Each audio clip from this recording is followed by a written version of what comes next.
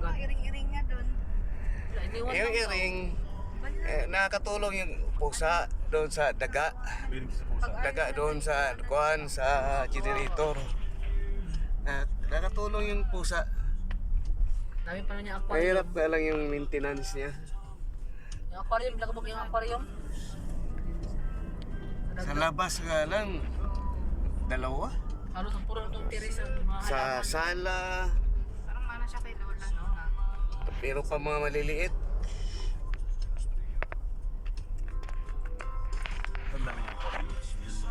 Tsaka yung pinapakain niya, sinasanay niya yung aso sa kuan, yung lulutuin pa. Lulutuin, palalamigin, o paghaluin pa. Matrabaho yun. Anong aso niya pa? Yung aso ni kuan ni Michael. Ano talaga yun ba? Sila lang yung aso niya. Pati yung aso ni Michael, nasanay na rin sa pinapakain niya na kuan yung bluki-bluki na dugo ng manok. Ano pinapakain niya? Dugo daw ng manok. Dugo ng manok. Dugo ng manok. Sa aso nila?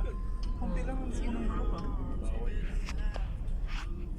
Paborito nga hinahanap-hanap. Saan binibilan talaga naman ng manok yun, yung chicken breast. Ayun. Wow. Ano yun, ano? Depende sa availability.